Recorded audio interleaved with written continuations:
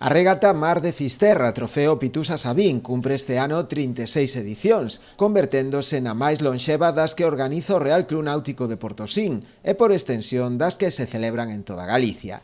Nela prevese a participación de ao redor dunhas 30 embarcacións chegadas dende diferentes clubs de toda Galicia.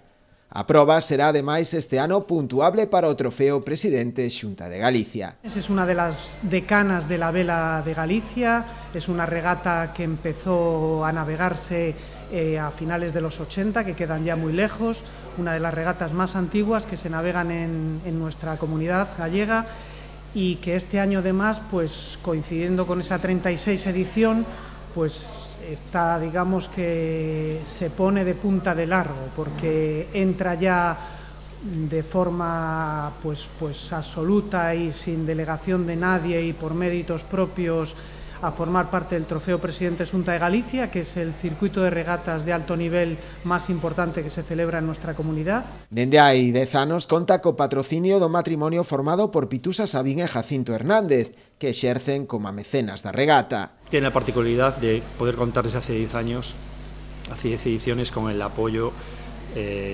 constante y generoso y altruista de tanto Jacinto como Pitusa, que demuestran pues un cariño por el club, por la vela y por hacer club, que realmente es quizás más encomiable cuando las ayudas son de ese tipo, ¿no?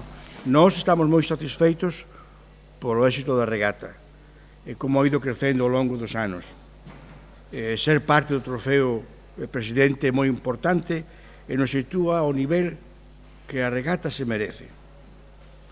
Son xa moitos os barcos que repiten, que veñen dun ano para outro e sempre retornan moi contentos por os servicios do club, por o recibimento que lle damos, por o éxito da regata. Nada máis que desearlle aos barcos que teñen bons ventos e moita sorte. Nada máis.